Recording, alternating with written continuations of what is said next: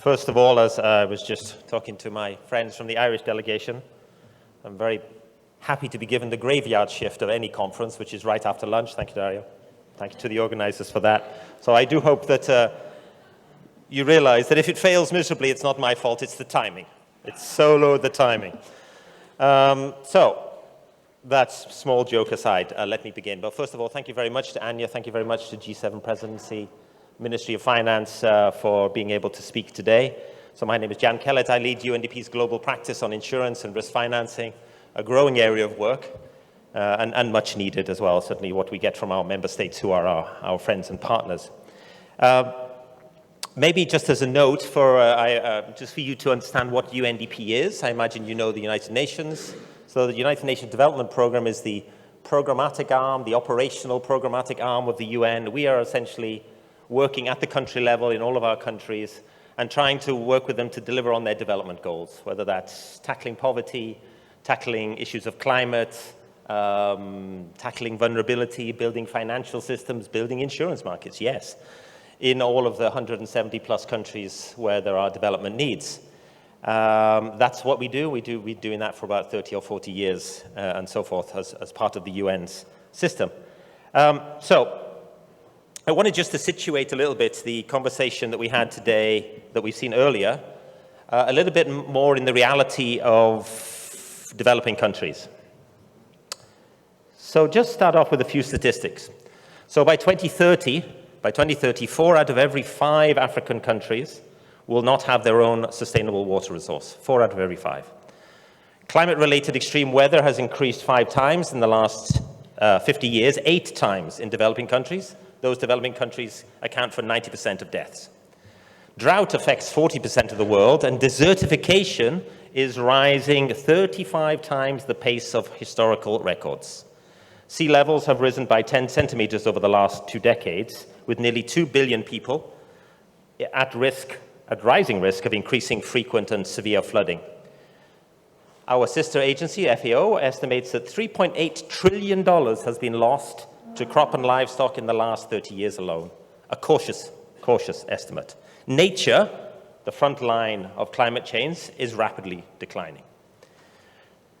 Coastal erosion, sea level rise, too much water, not enough water, health shocks such as COVID, environmental degradation, infestations, man-made hazards or man-made influenced hazards.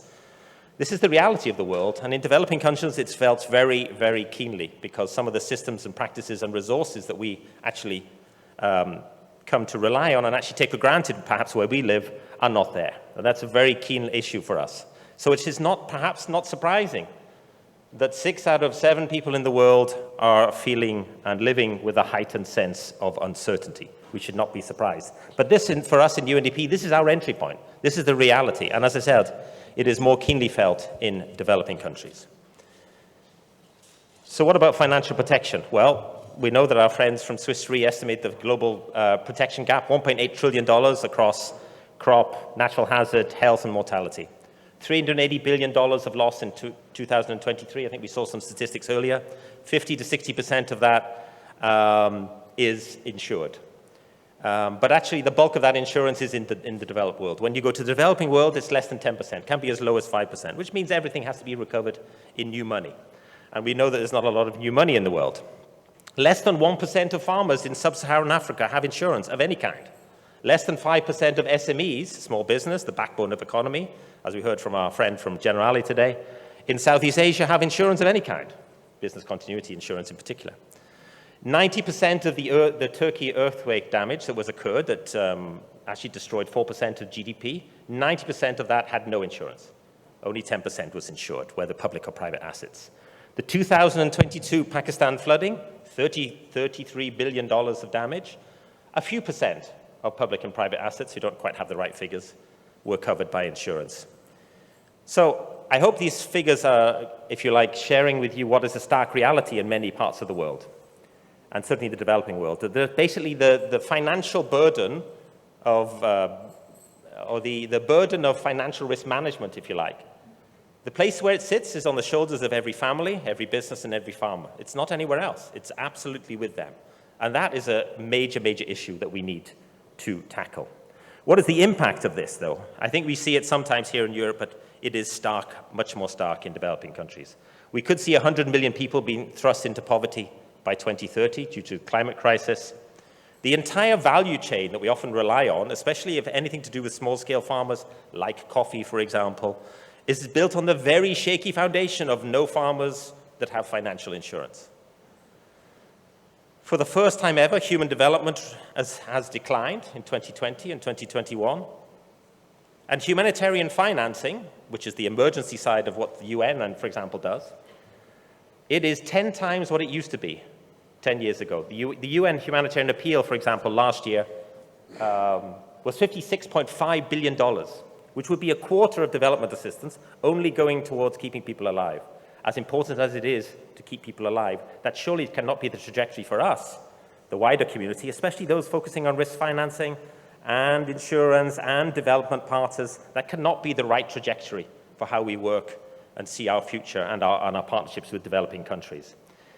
So, the issues, the grab bag of issues, if you like, forced migration, insecurity, resource conflict, massive increases to debt burden, recovery stalled and development undermined. The virtuous circle of insurance, which I'm sure we didn't hear too much about today, but we might get a little bit in the next session, how insurance strips away risk and uncertainty and by that actually incentivizes and allows innovation and investment. We actually have the inverse happening. We see insurance actually being removed, if you like, from some places, and in, of course, developing context, not there at all in some cases, and undermining investment and undermining growth and development. This is a very nasty spiral indeed. So, just wanted to give you, if you like, some of the realities of what we're talking about. Now, we in the development system, you would say, well, of course, you must surely have sorted this out and be really working on this and have this as a huge priority for the last 20 years, and the fact is it's not the case. The Sustainable Development Goals, for example, barely mention, actually they barely mention risk. They certainly don't mention risk transfer, insurance, and the importance of, if you like, sustaining development through financial risk management.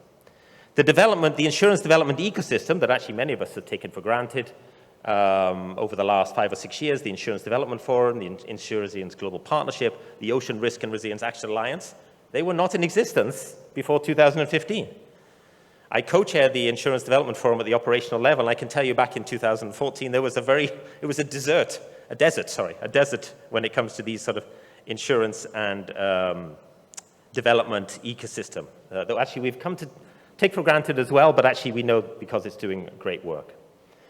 My estimate is that the development system as a whole, that includes what we do, what other partners do, the international financial institutions, other parts of the UN system, are probably managing about $500 million of resources that are being invested in insurance market development, in working with industry on sovereign risk financing solutions, in integrating of insurance into public financial management, into NDCs, the Paris commitments, etc. $500 million, it sounds like a lot of money.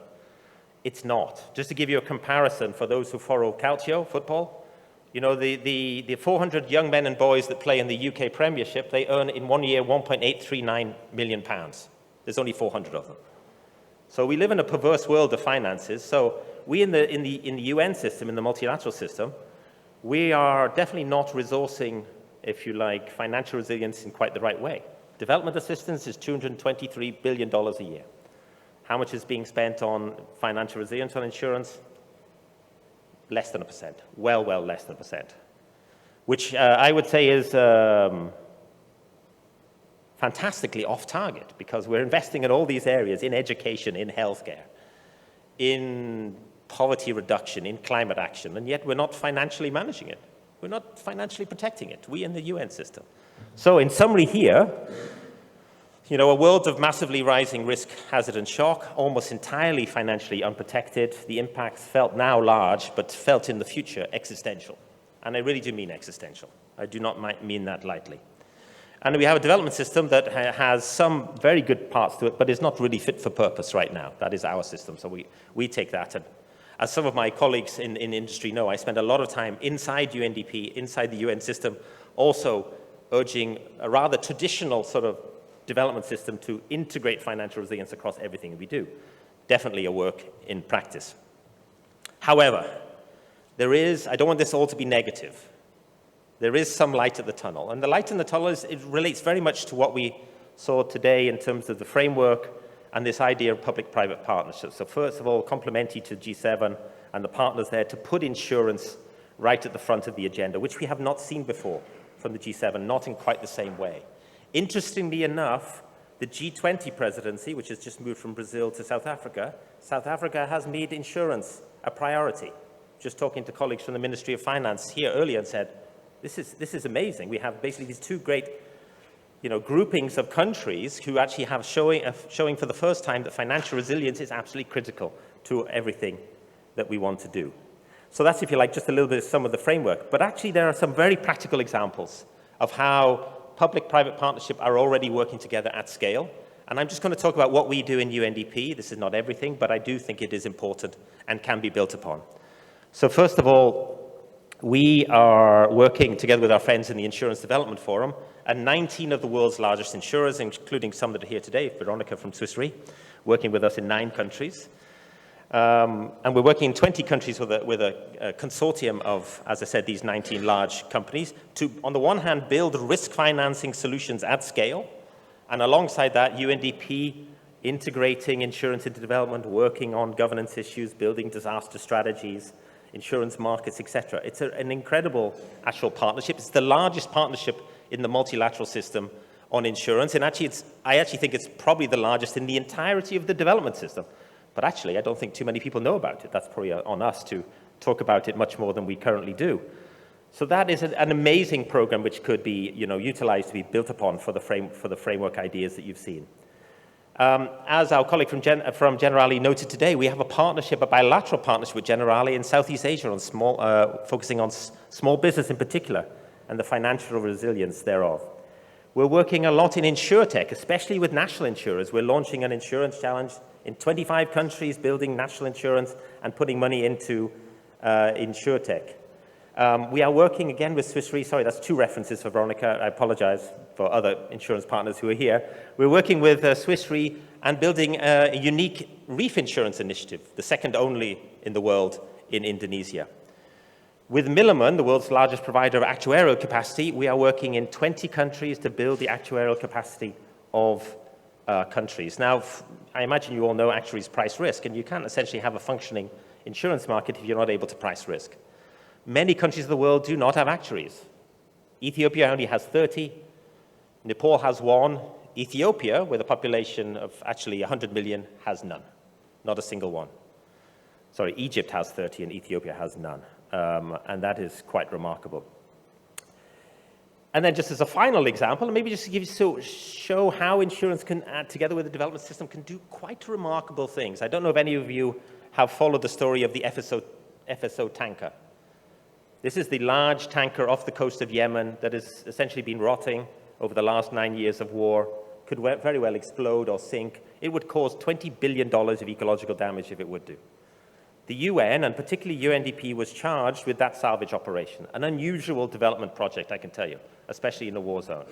At the center of that initiative, without which it would not have gone ahead, is an insurance policy. It's a few million dollars. Brokered by our partners Howdens, with AXA taking the lead, if you like, on the consortium and carrying the risk.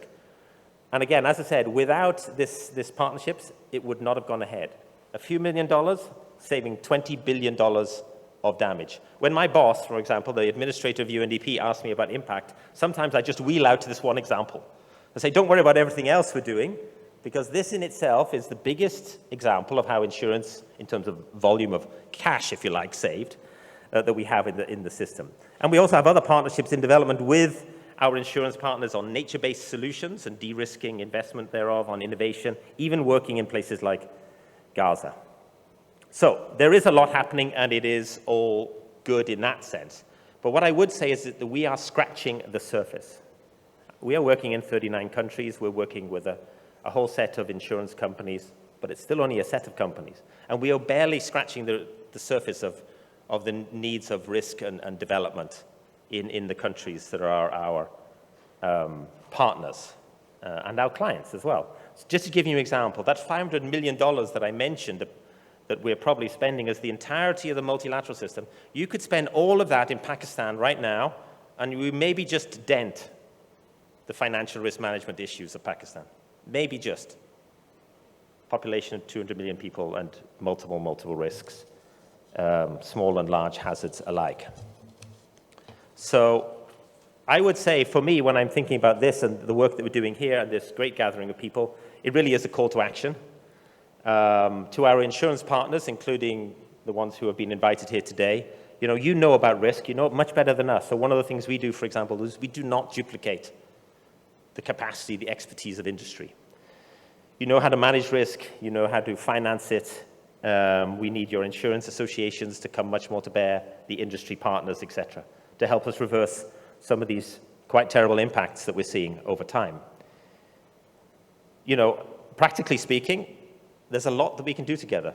Deploy your staff with us, work on financial solutions with us, build the capacity of national insurance companies, national insurance markets with us, focus on InsurTech, bring AI into financial resilience in developing countries, and skip a few of the cycles of development which perhaps we've seen in where we are.